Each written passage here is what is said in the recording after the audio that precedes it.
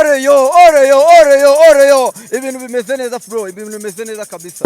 Nitwa Abdul guturuka mu Gasyata, ubushyushya rugamba wa Rayon Sport w'ibihe byose. Nyuma yuko mukeba ejo itinze ikagenda ikuramo amanota ubu hasigaye mabiri, ubu mwebwe kuri uyu munsi ingamba ni zihe? Ingamba nazindi yo mukeba yo yatsinze, natwe nawe icyo tuba dukenewe nawe urabyumva no gutsinda. Nakosa tugomba gukora tugiye gukina tuzirezirita z'imbere yacu. Umukeba yaraye abonye amanota 3 bigoranye, ariko ndakubwiza ukuri uyu munsi natwe amanota 3 na yacu. Musanze nayikubitiye iwabo igitego kimwe ku busa, ubu ngubu ngiye kuyikubita ibindi bitego 3 ku busa.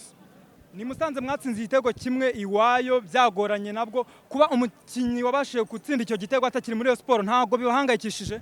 Ntabwo biduhakanyishije ko dufite umwataka mwiza nka Forunganye, umukinyi mwiza cyane, umukinyi w'umwataka hano mu Rwanda wa mbere. Ndakeka nta muntu umuhiga mu bitego, niwe wa mbere ufite ibitego byinshi, niwe abataka b'abanyarwanda mu Rwanda, hano mu gihugu cy'u Rwanda niwe Forunganye, niwe mwataka wa mbere, niwe bayoboye bose.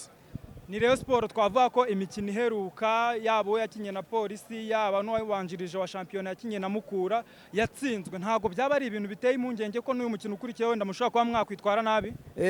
Match mbona match yihuye niyo twatakaje, numva birambabaje cyane, ariko ya Polisi yo ni ibisanzwe. Twe dufite ikibazo cy'abakinyi bari hanze ba Muhire Kevin naba Umurenga afite n'abari bafite ikibazo cy'imvure, ariko abakinyi bongeye baragaruka, umwuka ni mwiza muri Rayon Sport. Abakinyi rwose nta mpinduka zanabayemo, ndabona Sefu agiye kukibanzamo, ariko Sefu ndabizi amaze imisi akora imyitozo, ikipe igiye gushwanyaguza. Nta mpungenge dufite muri Rayon Sport, nta n'igihunga dufite. Icyangombwa cyo dushaka intego nta yindi ni gutwara igikombe kandi turusha mukeba wacu.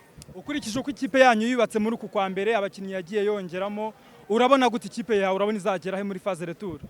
Nkuko mubizi bongeyemo amaraso masha hano mu kwa mbere, bazanye abakinyi beza bakina bakiri bato. Twebwe naho tugura amajigo cyangwa n'ingwa amajigo cyangwa umurumbararo n'amatentire nka babandi bapfunyikira buri munsi. Twebwe dufite abakinyi twazanye, hariyo Asana, wamubonye wa mukinyi kabisa aca ku ruhande, nawe ni umwataka mwiza cyane ukina uca ku ruhande.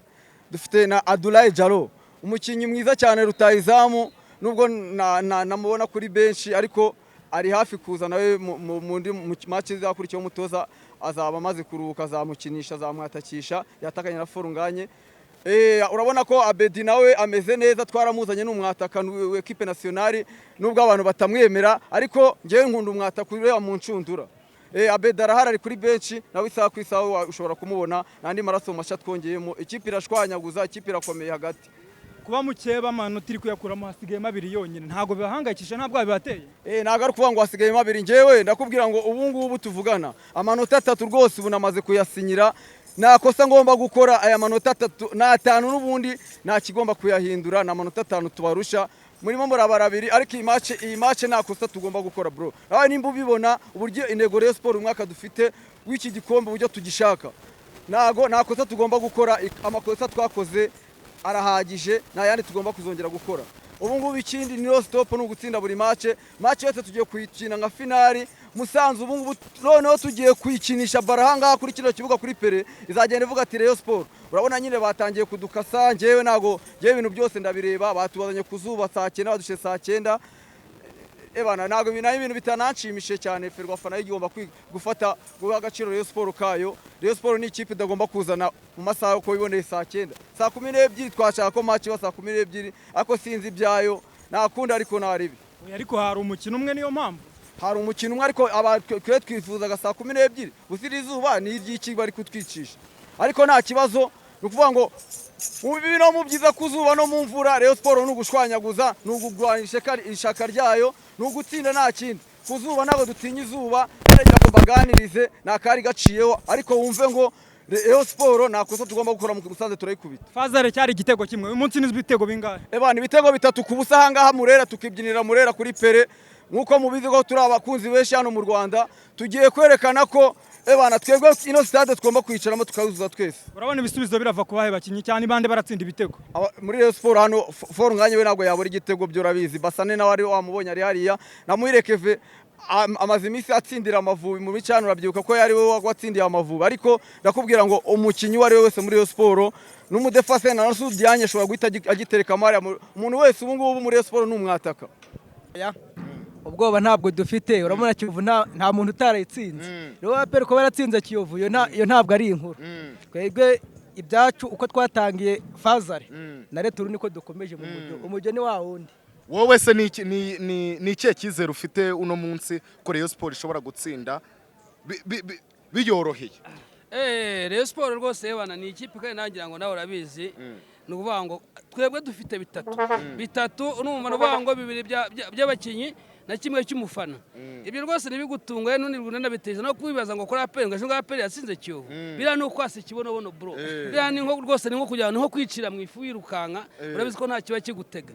Twebwe n'uvuga ngo ego Musanze turabizi ko nyine ni beti kuri twebwe ariko bro ibitego tugiye kwikubita nawe urabubyirebera hano uza kujya kumbaza nyuma ndagusubiza kandi ndagusubiza nemye. Fazare mwayitsinze igitego kimwe cya Chazbar ubu ngubu ntawe mufite ntabwo bufite se kuno munsi mwaza abari noneho abahari challenge bagiye gukora ntago ari cya kimwe iwe kimwe nicyo wabonye ubu ngubu ni bitatu nyuma nagwe nguza kuza kumbaza match nirangira aho uruvango ahangaha ni kumbehe yacu ibinge Musanze kuba twayisanze muri ntabire yayo tukayikubita kimwe n'ubwe amatatu n'umwe tukayatahana ntibizagutungure n'ubango ahangaho yihanga n'ubango itaha yihanagura kuko nta kiki nibuvane.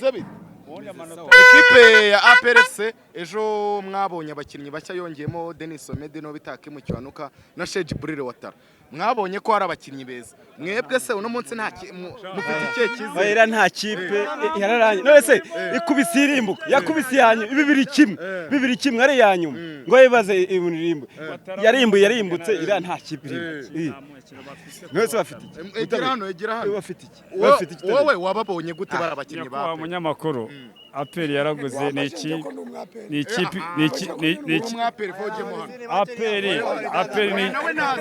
APR ni ikipe ikomeye ntako nta kipe ikomeye kuruta izindi kuko ntago yigeze iva mu cyiciro cya mbere ngo ikore ibindi bitangaza bikomeye kuba yaraguze ngo watara we nta kintu ifite cyokoze Denis we yaraguze hara Denis Omedi yaraguze ariko watara nta kintu afite ariko ikipe itsinda ikipe yanyuma igiye kumanuka iketse igitego kimwe nta bitangaza yakoze nyako abanyamakuru waranabibonye yayitsinze biyigoye yanayibanje yakinnye igombora icyo cyo warakibonye nawe hano twebwe kuri Musanze ni bete nawe ari kuri Rayon Sport ariko icyo bicaze uvuga muri sizo ya mbere Fazare twarayitsinze tuyitsinda igitego kimwe ariko uyu munsi hano nyuma y'umupira match nirangira wongera ubimbaze ndabigusubiramo hano turetse ibitego bibiri ku busa match nirangira ugaruka ubimbaze genda bigusubiriramo ko tuyitsinda ibitego bibiri ku busa.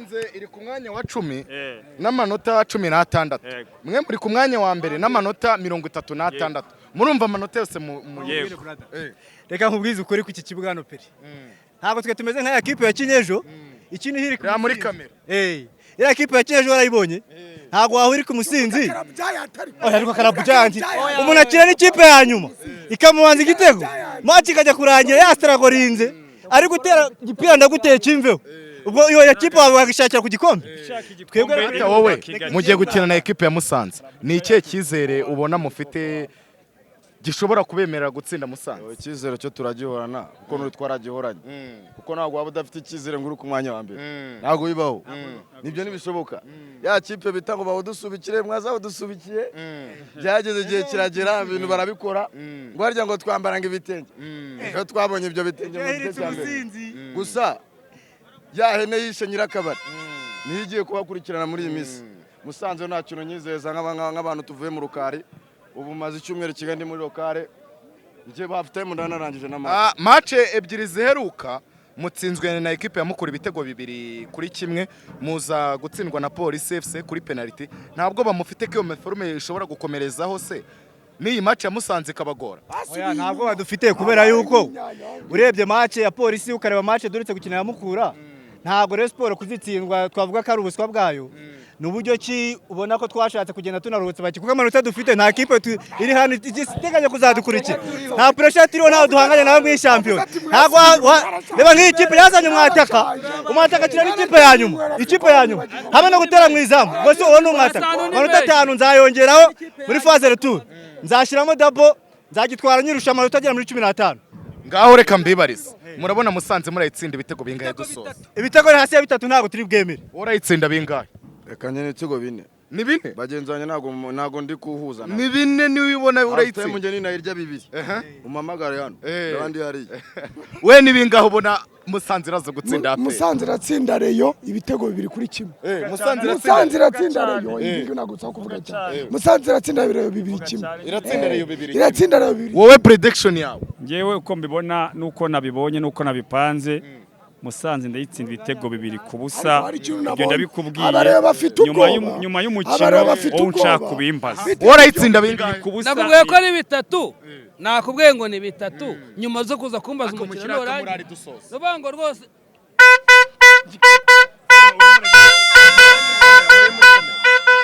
niba warakurikiranye wagiye wumva ko hambere habayeho ubwami bw'ibitangaza bwaremye ino si dutuye uvuye ku bwa Ruganzu Ndori n'icumu rye ukagera kuri Alexandre Mukuru n'umuheto we gusa ngaba bose nta numwe ngo wahize William igikomangoma cya Orange kivurnye abanzi bikarangira kiremye ubwami bw'ubuholandi bukomeye tubona amaginga ya iyo uvuze ubuholandi icyo wumva bwa mbere ni Philips uruganda kabuhariwe mu gukora ibikoresho bya electronique ku isi guhera mu myaka 133 itambutse imyaka 133 itambutse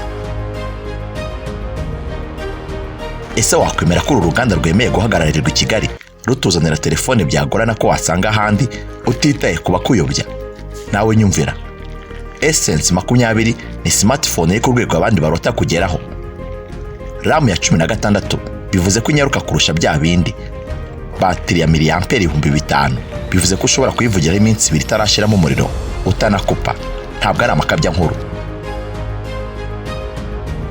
ububiko bwayo burenze ubwo wumvishe kuko bwagera kuri gigabyte 156 na laptop zibugira n'imbarwa kuba kunze amafoto ubona icyo yaremewe niba uri umuhanga wayo wamenya ko kamera y'iyi telefone ifite megapixels zigera ku 108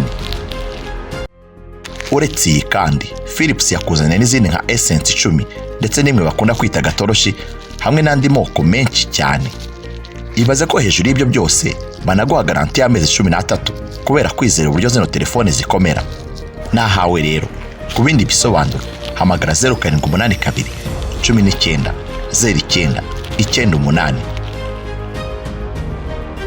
Philips yashingiye mu mujyi wa Eindhoven kuri ubibarizwa mu Amsterdam ariko ikigarura yisanga muri Quartier Commercial ku muhanda uva kwa Makuza hamwe n'uruganda Ingufu Gin Limited dufatanye gusangira ibyishimo twisangirira inzoga zengwa n'uruganda Ingufu Gin Limited zimaze kwirahirwa na benshi mu guhuza benshi mu baturarwanda no mu karere nyuma yo gukundwa kwizo mwishimiye cyane nka Red Warage, Ingufu Gin, Castro Gin, Gin G&S, Club Whisky, King Foodka, Medon, Radiant Gin. Uruganda Ingufu Gin ubu noneho rwabengeye rikeri izi nazo zikaba ziri ku isoko mu bipimo bitandukanye harimo New House na Hometown. Nutegura ibirori bitandukanye ntuzabure iminsi inzoga dore ko ziboneka mu gihugu hose duhamagare kuri 0785 30 81 cyangwa kuri 0788 30 29 52